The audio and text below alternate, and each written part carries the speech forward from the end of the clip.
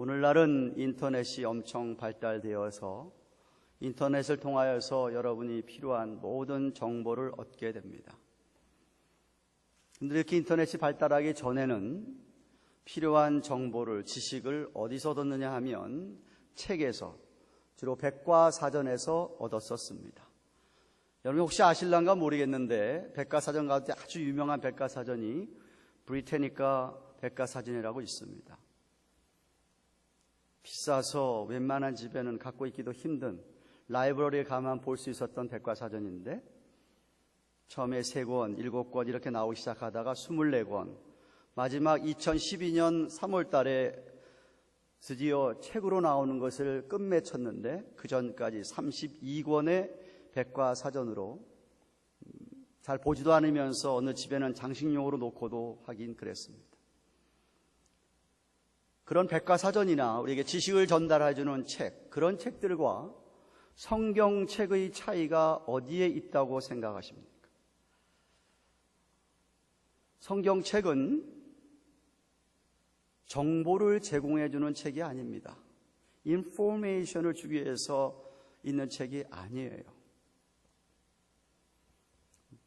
글로 되는 책들이 아직도 있긴 하지만 요즘은 태블릿 안에 다 또 이렇게 놓고 보기도 하는 책들이기도 하지만 그런 것과 성경책의 가장 큰 차이는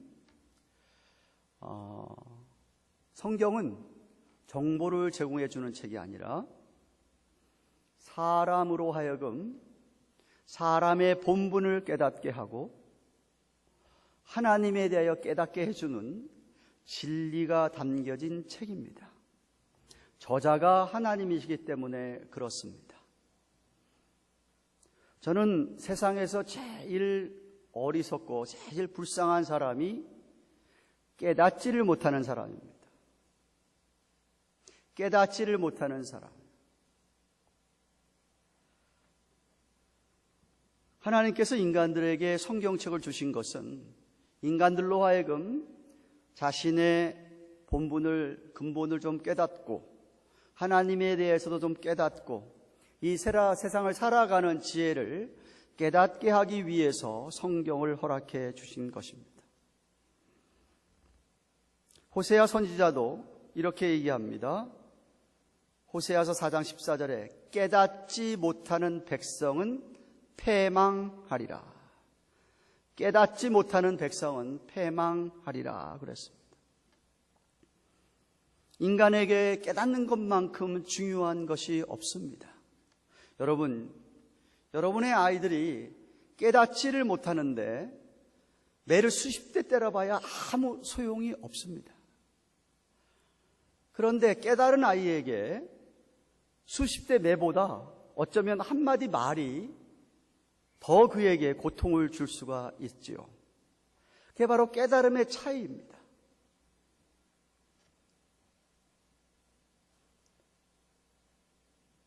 여러분은 하나님의 말씀을, 주님의 뜻을 잘 깨닫고 사시는지 한번 이 시간에 여러분 스스로 질문해 보시기를 바랍니다. 계시록 10장은 7장과 마찬가지로 6장에서 시작된 7인 봉한 책을 하나님의 어린 양 그리스도께서 하나씩 인을 떼십니다. 6째 인까지 다 떼고 난 다음에 그 6째 인을 뗄 때마다 이 세상에 특별히 믿지 않는 사람들에게 엄청난 무시무시한 재앙을 쭉 설명을 하시고 7째 인을 떼기 전에 7장에서 믿는 사람들 14만 4천이라고 상적인 믿는 사람들이 그런 어려움을 당하게 되지 않고 하나님의 보호하심을 받게 될 것이라고 하는 그런 은혜의 말씀을 주시고 그리고 난 다음에 천국에 대한 소망을 주시는 그런 7장이 있었습니다. 그리고 다시 8장으로 들어가서 7 천사가 등장을 해서 하나씩 나팔을 불 때에 나팔 부는 소리에 따라 재앙이 떨어지기 시작을 하는데 9장까지 6째 나팔까지 다 불고 천사들이 6째 천사가 나팔까지 불면서 무시한 재앙이 떨어진 후에 7째 나팔 바로 불기 전에 오늘 바로 10장 그리고 11장에 인터루드라고 할 수 있는 막간, 7장처럼 막간에 들어있는 삽입된 하나님의 말씀입니다. 그 마지막 7째 나팔을 부는 천사가 나팔을 불기 전에 요한에게 힘센 어떤 다른 천사가 그 앞에 나타났는데 손에 펼쳐진 작은 손에 그 책을 하나 들고서는 요한 앞에 나타나고, 그리고서는 요한에게 이 작은 책을 갖게 하시면서 사명을 주는 말씀이 오늘 본문의 내용입니다. 1절에 나오는 이 힘센 천사는 아마도 5장 2절에서 이야기한 하나님의 보좌가 있는 방, 그 방에 서 있던 천사장 미가엘이나 가브리엘이 아닐까 생각을 합니다. 혹자는 예수님이라고 얘기하는 사람도 있는데 예수 그리스도는 아닌 것 같습니다. 이유는 요한이 예수님 같았으면 경배하고 절했어야 할 텐데 경배하고 절하는 모습이 안 보이고, 또 이 천사가 6절에 보면 하나님께 맹세하는 게 등장을 합니다. 맹세하는 게. 예수님이 하나님께 맹세할 이유가 없죠. 오히려 9절에 가서 하늘에서 또 한 음성이 들리는 음성이 아마 예수 그리스도의 음성으로 저는 생각이 됩니다.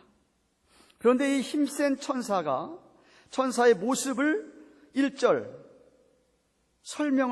표현을 잘 해주고 있는데, 머리에 옷을 입은 옷을 표현하기를 구름이 옷을 입었다. 1절에 보시면 머리에는 무지개가 있다. 계시록 4장 3절에 하나님의 보좌를 감싸는 게 무지개였습니다. 머리에는 무지개가 있고, 얼굴이 해같이 밝고, 발은 불기둥 같고, 오른발은 2절 하반절에 보니까 바다를 밟고 있고 왼발은 땅을 밟고 있다라고 얘기합니다. 다시 말하면 이 힘센 천사의 영향이 미치는 곳이 온 세상이라는 것을 이렇게 표현해 주고 있고, 이 천사가 이렇게 하나님의 영광을 상징하는 구름을 옷을 입고 머리 위에 무지개가 있고 얼굴이 해 같고 그리고 발이 불기둥 같다는 이야기는 그런 힘센 천사가 들고 있는 작은 책에 대한 권위를 하나님께서 인정하시면서 보여주시는 장면이라고 생각이 됩니다. 이 힘센 천사가 예수님을 대신해서 작은 책을 손에 펴들고 있는 것은 요한으로 하여금 천사에게 주목하지 말고 이 작은 책에 주목하라고 이렇게 초점을 맞추라고 들고 있는 것 같습니다. 여러분, 당시에는 성경책이 우리 갖고 있는 것처럼 한 권이 아니었습니다. 여러 개의 두루마리로 말려진 책들로 이루어져 있었고, 그 책들이 회람되어져서 이렇게 교회들마다 돌아다니고 있었습니다. 복사본들을 나누어서 읽고 있었고요. 그럼에도 불구하고 그 책들은 다 한 책이라고 말할 수가 있습니다. 왜냐하면 다 하나님의 말씀이었기 때문입니다. 이 책은 아까도 얘기했지만 인간의 근본을 알려주는 책이고, 이 책은 하나님을 모르고 사는 것이 죄임을 가르쳐주는 책이고, 또 이 책은 저와 여러분이 하나님 앞에 죄인인 것을 깨닫게 해주고, 그래서 우리에게는 하나님께서 우리를 위하여 이 땅에 예수 그리스도를 하나님의 아들을 보내셔서 십자가에 죽게 하셨다는 것을 알려주는 그런 책입니다.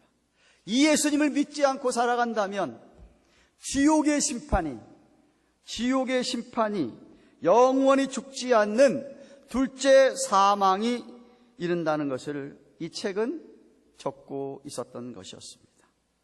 그런데 이 책을 먹는 사람은, 이 책을 깨닫는 사람은 삶이 완전히 바뀌고 달라집니다. 왜냐하면 이 책은 죄에 대해서 가르쳐주고 구원에 대해서 가르쳐주고, 믿는 자들 안에 있는 성령님 때문에 믿는 자들은 죄에 민감할 수밖에 없고 죄를 지으며 고통스러울 수밖에 없고, 그래서 믿는 사람은 회개하게 만드는 책이기 때문에 더더욱 그렇습니다.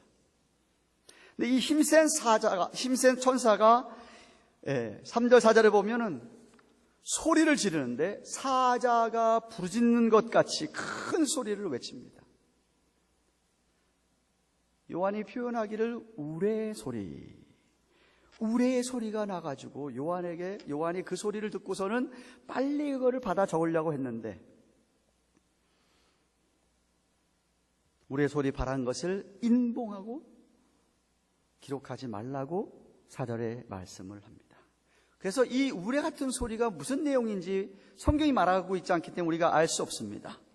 그런데 분명한 것은 이 우레 같은 소리가 이렇게 7번에 연속해서 막 크게 들렸는지, 이 우레 소리 썬더스톰 사운드를 얘기하는 것입니다.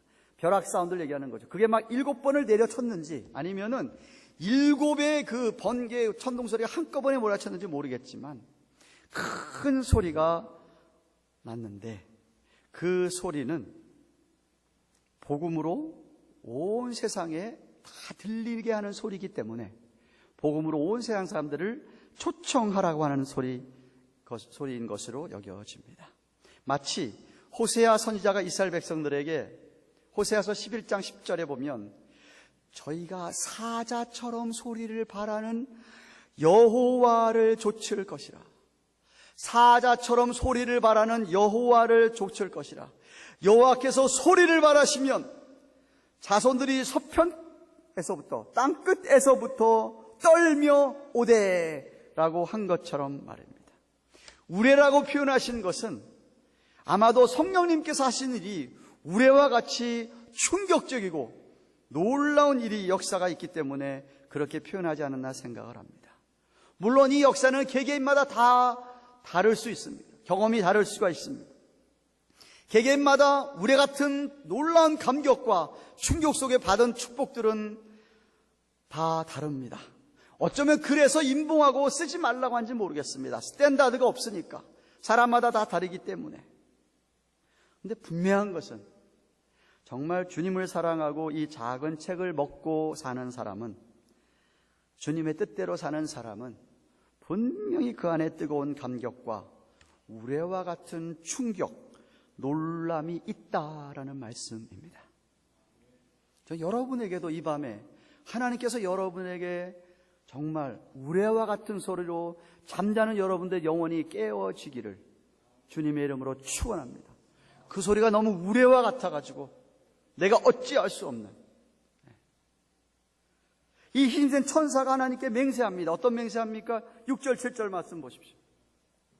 세세토록 살아계신 자 곧 하늘과 그 가운데 있는 물건이며 땅과 그 가운데 있는 물건이며 바다와 그 가운데 있는 물건을 창조하신 이를 가리켜 맹세하여 가로되 지체하지 아니하리니, 7째 천사가 소리를 내는 날 그 나팔을 불게 될 때에 하나님의 비밀이 그종 선지자들에게 전하신 복음과 같이 이루리라. 먼저 이 힘센 천사가 하나님을 찬양을 합니다. 하나님은 어떻게 찬양하고 있습니까? 세세토록 살아계신 자. 우리 하나님은 영원토록 살아계신 분인 것을 찬양하고 있습니다. 여러분의 하나님이 그렇게 영원토록 살아계신 분입니까? 그 하나님은 또 어떤 분입니까? 이 우주 만물, 땅, 하늘, 바다, 모든 만물을 창조하신 분으로 찬양을 하고 있습니다. 그분에게 이 힘센 천사가 하나님 명을 받들어서 어떻게 맹세하느냐 하면, 지체하지 않고 7째 인을 뗄 그 심판이 곧 올 거다, 내리겠다 라고 하나님 앞에 맹세를 합니다. 그 나팔을 불게 될 때 하나님의 비밀이 그종 선지자들에게 전하신 복음과 같이 이루리라. 성경에 예언된 모든 말씀들이 마지막 주님이 재림하기 전에 다 이루어지게 된다는 말씀입니다.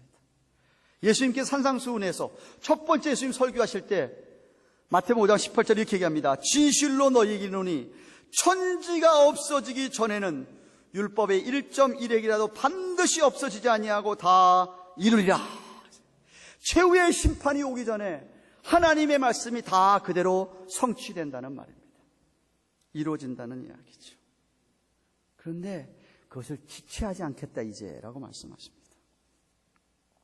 여러분이 생각할 때 왜 이렇게 주님이 속히 안 오시나, 정말 너무너무 늦어지는 것이 아닌가라고 생각하실는지 모르겠습니다.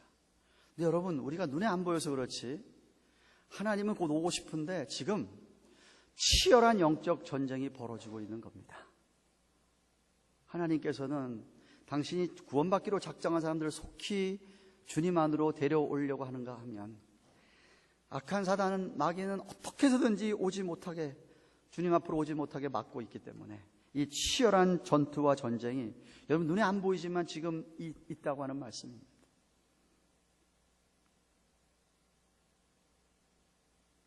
이어서 요한은 9절에 이렇게 8절에 이렇게 말씀하는 것이 봅니다. 하늘에서 나서 내게 들리던 음성이 또 내게 말하여 가로되, 내가 가서 바다와 땅을 밟고 섰는 천사의 손에 펴 놓인 책을 가지라 하는 주님의 음성을 듣고 정말 힘센 천사에게 책을 달라고 합니다. 그랬더니 9절에서 이 천사가 그 요한에게 이 책을 주면서 뭐라고 얘기하냐면, 이 책을 먹어라. 먹으면은 배에선 쓴데 입에서는 달 거라고 이야기를 합니다. 그래서 정말 요한이 그 책을 먹었습니다. 먹었더니 어떻게 됐지요? 9절 말씀 보십시오. 내가 천사에게 나아가 작은 책을 달라 한즉 천사가 가로되 갖다 먹어버리라. 내 배에는 쓰나 내 입에는 꿀같이 달라리라 하거늘. 10절에 내가 천사의 손에서 작은 책 갖다 먹어버리니 내 입에는 꿀같이 다나 먹은 후에 내 배에서는 쓰게 되더라. 무슨 뜻이죠? 무슨 뜻입니까? 성도들에게 향한 하나님의 말씀의 특징입니다. 지금 여러분, 이 하나님의 작은 책을 믿지 않는 사람에게 먹으라고 한 게 아니에요. 누구한테 지금 먹으라고 하고 있죠? 요한에게 먹으라고 하고 있는 거예요. 하나님의 제자에게, 주님의 제자에게 먹으라고 하는 거예요. 다시 말하면 이 말씀은 성도들에게 말씀이 어떤 특징을 갖고 있느냐는 겁니다. 어떤 특징을 갖고 있습니까? 성도들이 하나님의 말씀을 듣거나 읽으면 처음 느껴지는 것은 답니다. 정말 답니다. 그 맛이 꿀같이 좋습니다. 그래서 시편 기자도 주의 말씀의 맛이 내게 어찌 그리 단지요 내 입에 꿀보다 더 답니다 라고 시편 119편 103절에 말씀하셨어요. 아니, 그런데 맛은 입에는 단데 왜 배에는 쓸까요? 이 말씀을 순종하고 여러분이 실천하려고 하니까 고통스러운 거예요. 왜? 여러분 안에 있는 죄성, 본성과 싸워야 하거든요. 싸울 때 고통스럽거든요. 고난이 따라오거든요. 그래서 그 고난이 싫어서 많은 신자들이 하나님의 말씀을 달게 듣고 받다가 소화는 못 시킵니다. 입에서만 잠깐 맛보고 내뱉습니다. 한 귀로 듣고 한 귀로 흘립니다. 그래서 교회를 오래 다녀도 믿음이 자라지를 못합니다.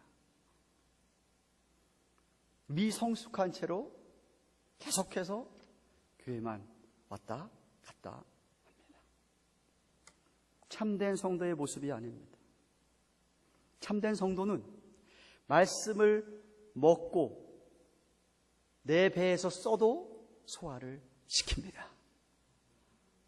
내가 그 말씀을 가지고 힘들어도 어려워도 그 말씀대로 살려고 발버둥을 칩니다. 고난이 있어도 순종을 한다는 말씀입니다. 왜냐하면 고난이 없으면 영광이 없기 때문에 그렇습니다. 어떤 분들은 하나님 말씀을 들으면서 그저 위로만 받으려고 하시는 분들이 있어요. 말씀의 위로 받아야셔야죠. 그런데 위로 받고 난 다음에 그 다음엔 어떻게 해야 되죠? 하나님 앞에 소망을 가지고 그 말씀대로 살아야죠. 그게 당연하지 않겠습니까? 그런데 많은 성도들이 그렇지 못한 것을 봅니다. 하나님께서 에스겔 선지자에게 에스겔 3장 1절에 인자야 너는 발견한 것을 먹으라. 너는 이 두루마리를 먹고 가서 이스라엘 족속에게 말하라. 먹은 다음에 소화시킨 다음에 그것을 말하라. 예레미야 선지자도 주의 말씀이 너무 달고 너무 기쁘고 너무 내 마음의 즐거움이라고 예레미야서 15장 16절에 하면서 눈물의 선지자로의 사명을 감당했습니다. 왜 눈물의 선지자라고 합니까? 너무 고통스러웠습니다. 말씀을 그대로 선포하고 말씀을 그대로 백성들에게 이야기하고 살려고 하는 것이 너무 고통스러워서 눈물의 선지자라고 하는 것입니다. 요한에게 지금 말씀을 먹어라. 쓰더라도 배에서 쓰더라도 먹어라. 소화시켜라. 하면서 주신 11절 말씀 보십시오. 내가 먹은 다음입니다. 많은 백성과 나라와 방언과 임금에게 다시 예언하여야 하리라 라고 하십니다. 이 말씀은 예수님께서 승천하시기 전에 제자들에게 주신 말씀과 동일한 맥락의 내용입니다. 그러므로 너희는 가서 모든 족속으로 제자를 삼아 아버지와 아들과 성령 이름으로 세례를 주고 내가 너희에게 분부한 모든 것을 가르쳐서 지키게 하라. 오직 성령이 너희에게 임하시면 너희가 권능을 받고 예루살렘과 유다와 사마리아와 땅끝까지 이르러서 내 증인이 될 거니까 입을 열어서 증거하라 하는 것이었습니다. 똑같은 사명을 요한에게 주시는 것이었습니다. 하나님의 그 시대를 받았다면, 하나님의 말씀을 먹었다면 세상으로 나아가서 하나님의 사랑을 선포하고 전하라는 것입니다. 생각해 보십시오. 그런데 내가 나가서 하나님의 사랑을 선포하고 전해야 되는데 내가 말씀대로 살지 않는다고 한다면 그 말이 무슨 능력이 있겠습니까? 오히려 비웃음거리만 될 겁니다. 조롱거리만 될 겁니다.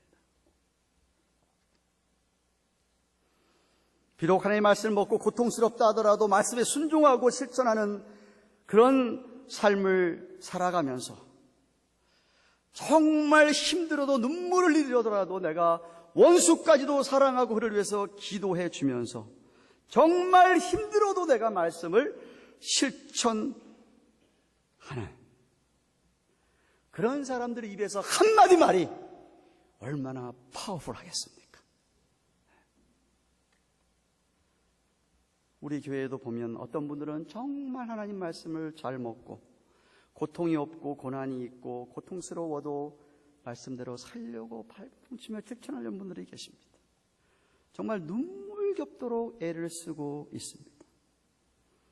정말 저희 교회에 제 목회에 있어서 정말 귀한 분들이고 하나님 나라의 상급이 정말 클 겁니다. 그런데 어떤 분들은 정말 이해하지 못할 정도로 깨닫지를 못합니다. 말씀을 한 귀로 듣고 한 귀로 흘려보냅니다. 도대체 삶이 바뀌지를 않습니다. 1년이 지나도 2년이 지나도 3년, 5년, 10년이 지나도 말입니다. 어떤 분은 저에게 목사님 그분 성격이 그런 걸 어떡합니까? 라고 이야기합니다. 저는 그거 자기 합리화라고 생각을 합니다. 우리 하나님의 능력이 성격을 못 바꾼다는 말입니까? 여러분 가운데 제가 알기로 예수 믿기 전에 기질이 있어가지고 못 됐는데 예수 믿고 나서 그거 다 없어져서 순한 양같이 되신 분들 분명히 있습니다. 성령의 능력이 우레소리와 같이 가슴에 쾅쾅쾅쾅 치는데 어떻게 내가 안 바뀐다는 말입니까?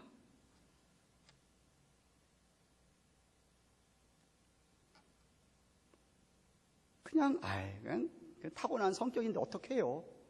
라고 하시는 분들은 지난주에 박경 목사님 설교처럼 자기 기만이에요. 자신에게 속고 있는 겁니다. 북한 동포들이 왜 불쌍하죠?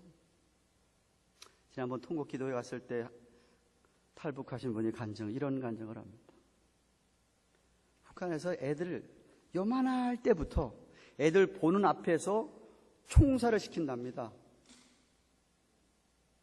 반동분자들을 애들 요만할 때부터. 그러니까 애들이 커가면서 그걸 보고 자라는 거예요. 그냥 공포로 살아가는 거죠. 그러니까 김일성, 김정은, 내려오는 그것에 대해서 어떤 그거 밖에는 도대체 다른 것을 엄두를 못 내는 거예요. 그게 자라가는 거예요, 그냥. 그 세계만 있는 줄 알고 거기만 그러니까 다 올인하는 거예요. 속고 있는 거 아니겠어요? 속고 있는 거. 깨닫지를 못하는 거예요, 그러니까.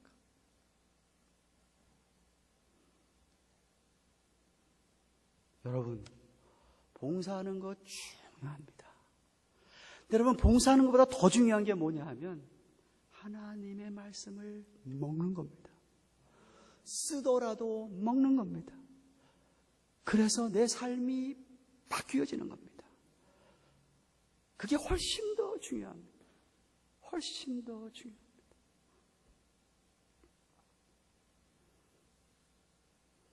성경책이 무사람 보기에 진짜 여기서 생각하지 작은 책일지 몰라도 결코 영향이 작은 책이 아닙니다. 성경 말씀만큼 이 지구상에 영향을 많이 끼친 책이 어디가 있겠습니까? 그런데 하나님의 말씀을 듣기만 하고 읽기만 하고 많은 분들이 되면 그것은 배가 써서 거기까지는 안 가고 단맛만 보고 내팽개치는 겁니다.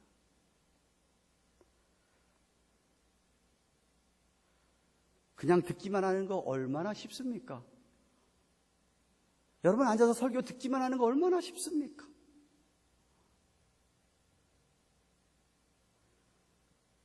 때로는 정말 너무 달콤하죠. 너무 좋죠. 주님의 사랑. 주님은 너무 좋습니다. 그런데 거기만 머물면 아무 소용이 없습니다. 정말 깨달음이 없는 거예요. 말씀을 먹고 소화시켜야 합니다. 그 이야기는 정말 순종해 보려고 발버둥치고 실천하여야 합니다. 그래야 새롭게 되어 변화를 받을 수 있습니다. 제일 중요한 거는 생각부터 좀 바뀌어야 됩니다. 인식의 전환이 필요하다는 말이에요. 저는 하나님 나라에서 제일 문제가 되는 사람은 안 바뀌는 사람이에요. 생각이 도무지 안 바뀌는 사람.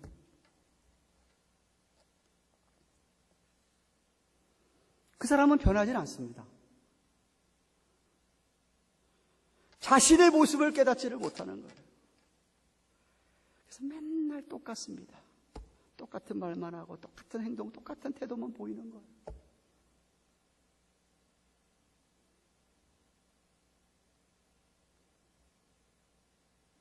저는 오늘 주시는 말씀이 우리에게 굉장히 큰 도전을 준다고 생각을 합니다. 여러분의 삶을 한번 돌이켜 보십시오. 여러분의 와이프에게 한번 물어보세요. 1년이 지나면서 내가 얼마큼 변했느냐고. 여러분 와이프보다, 여러분 남편보다 여러분 잘하는 사람이 더 어디가 있겠습니까? 여러분 아이들보다 여러분 잘하는 어디가 있겠습니까? 교인들이 일주일에 한 번 만날 뿐이에요. 목사는 일주일에 한 번, 두 번, 기껏해 두 번 만납니다. 제가 여러분 얼마나 더 많이 압니까? 물론 저랑 같이 오래 일을 하고 시간 지나면서 그분에 대해서 알게 되는 수 있어요. 그러나 여러분 누구보다도 잘하는 것은 여러분의 배우자입니다. 물어보세요 한번. 여보, 내가 지난 1년 동안, 지난 5년 동안 신앙생활하면서 얼만큼 바뀌었지? 물어보세요. 에이, 웃기는 소리 하지 마. 똑같아 당신. 제가 볼 때 굉장히 문제입니다.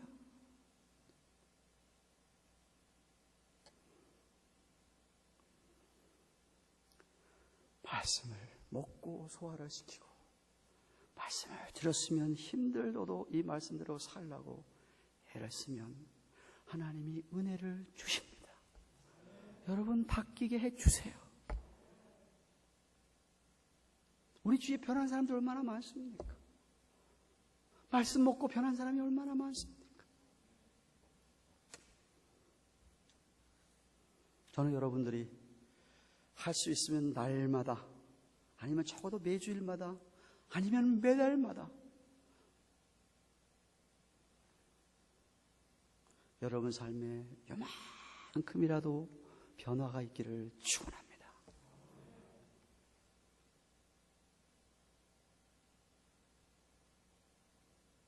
그래 여러분들이 복음을 전할 때 복음이 능력 있지 않겠습니까? 말로만 믿는 거 너무 쉽죠.